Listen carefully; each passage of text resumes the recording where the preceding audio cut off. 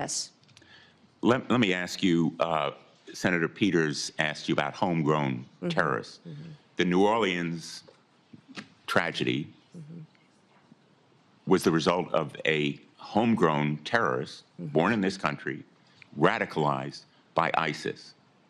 And it reflects the reason why the intelligence community, the FBI, almost all of our law enforcement has said repeatedly, domestic violent extremism is the most lethal and persistent threat to our security. That terrorist was radicalized by ISIS. The investigation is underway. We don't know all the facts, but we do know that he was a military veteran, and ISIS was responsible for radicalizing him. Shouldn't we focus on ISIS as a threat to this country's security?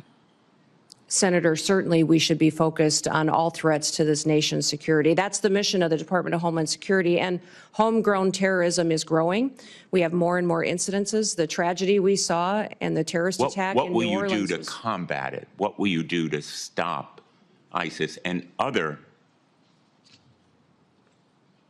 extremist organizations from radicalizing people in this country?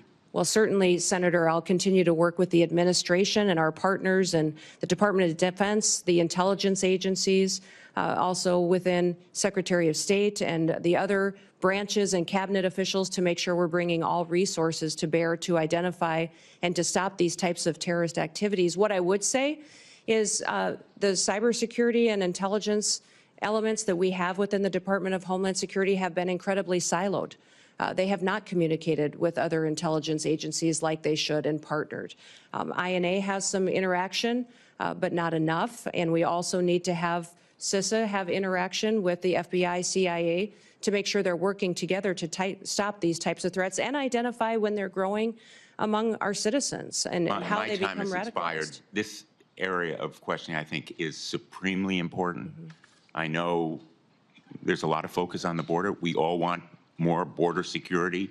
We want to stop migrant crime, but let's not take our eye off the ball. The governor of Louisiana for the Super Bowl ought to be really riveted on the potential for homegrown terrorism as a threat. And I hope that you will help him and other governors to do their duty to protect the people of the United States from that homegrown terrorist threat.